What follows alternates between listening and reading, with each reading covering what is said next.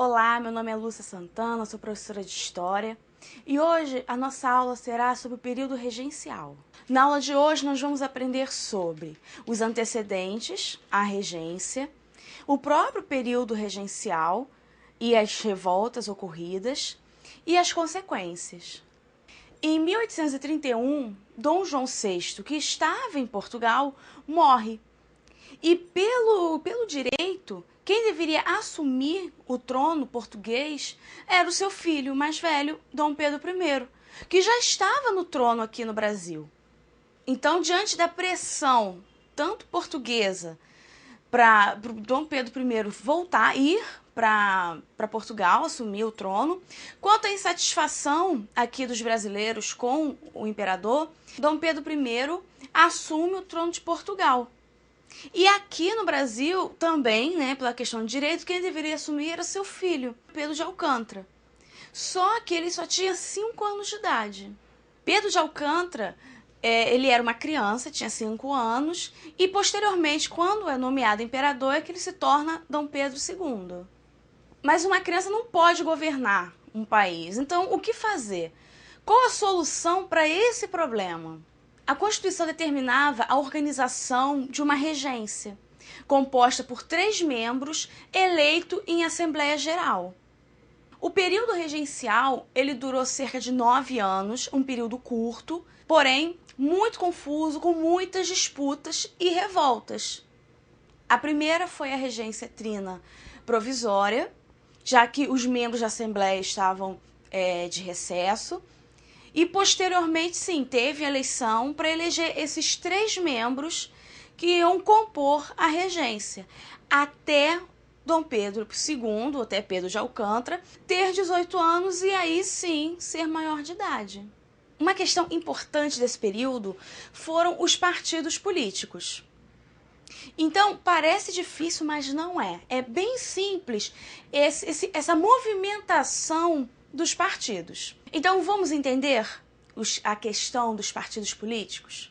Os integrantes desses partidos, eles pertenciam à elite agrária e comercial e não existia a participação popular. E também houve uma alternância de poder.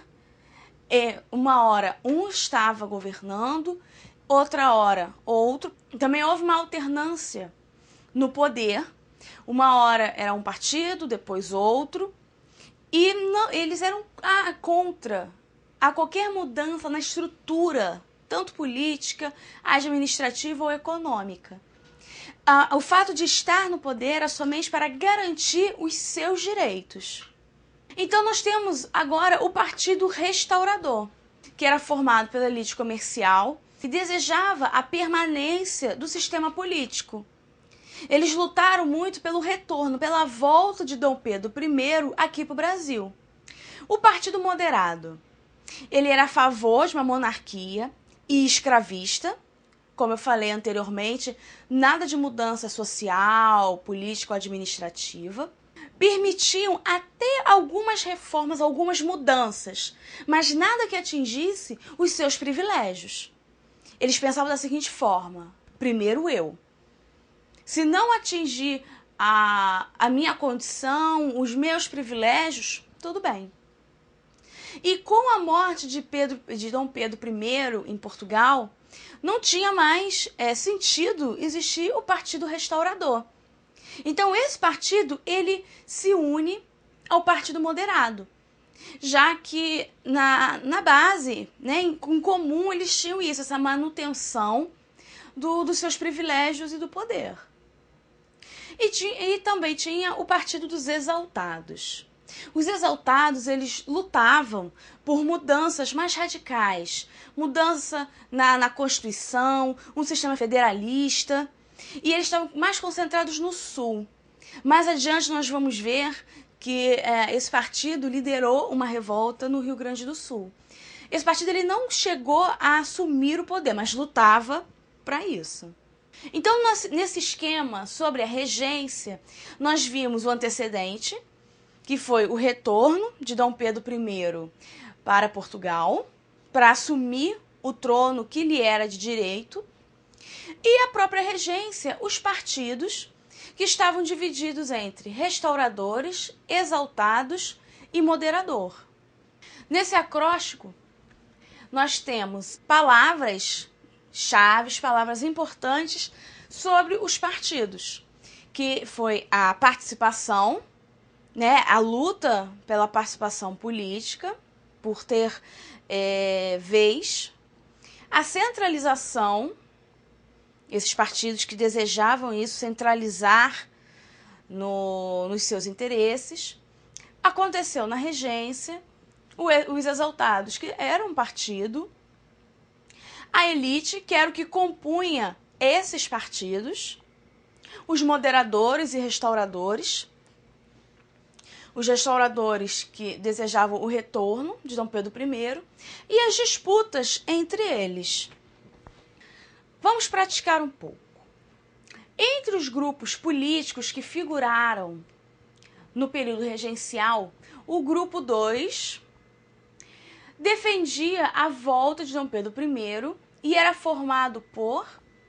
Então, nós vamos completar esta frase. Letra A, liberais e fazendeiros. Letra B, conservadores republicanos.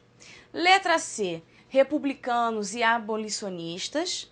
Letra D, restauradores portugueses. E letra E, exaltados e comerciantes.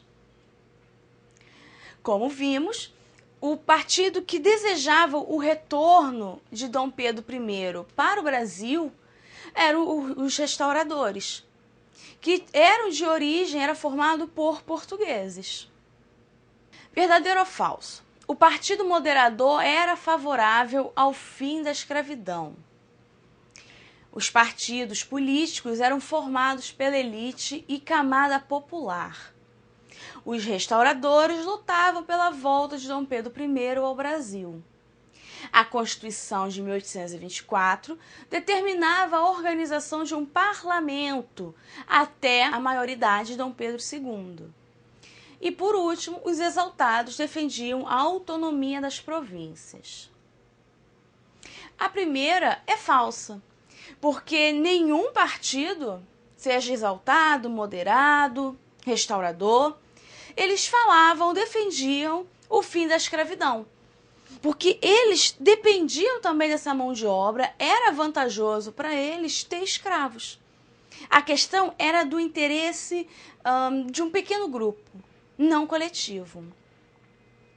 A segunda também é falsa, porque os partidos eles eram formados o quê? Pela elite. A camada popular, os escravos, ou então os libertos, mais pobres, eles não participavam desses movimentos, dos partidos em si. Nós vamos ver que nas revoltas tiveram, sim, bastante participação, mas não nos partidos ou com o poder.